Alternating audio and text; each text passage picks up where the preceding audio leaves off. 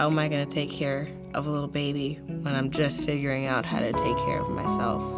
I ended up taking the first pregnancy test in a friend's dorm room bathroom. My test came back positive. I told him, no, this is not true.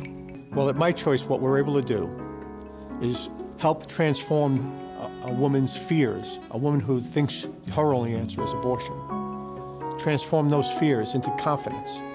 Confidence that her future can include this baby.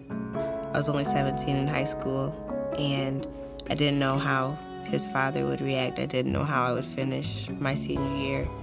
I was completely terrified, didn't know how I would tell my family members, or just what I was gonna do with myself after that. It was difficult, and the person I was with, Veronica's father, and I don't really even like to call him that, he's the guy that's genetically related to my daughter.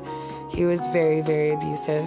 Get rid of her, you know, abort the rat baby, give her away, da-da-da. You know, he was not on board.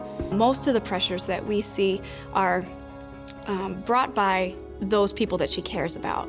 It's really important for us to help her sort through all the voices that she's hearing and those pressures that she's hearing to get to her voice. The mission is to erase the perceived need for abortion.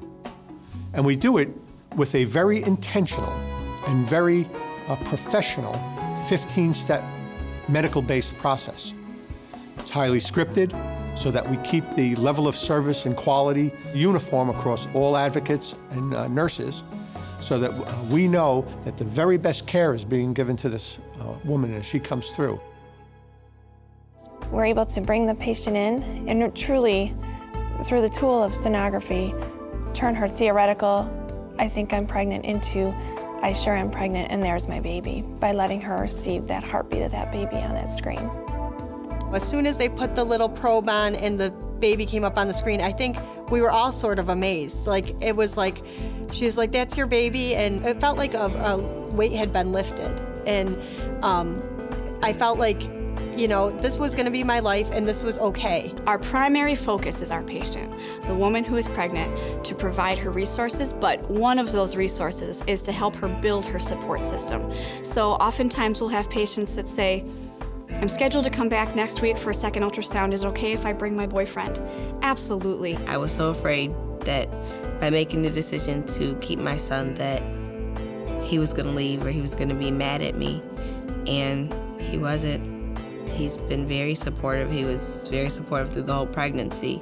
Talking to the counselors gave me strength, let me know that I could do it again, and I ain't gonna say it's a piece of cake, but you know, it's gonna be all right. Oftentimes we've heard patients tell us, if I hadn't come to your center, I wouldn't have even known that I could be a mom. If I had not gone to the center, probably wouldn't have had my son.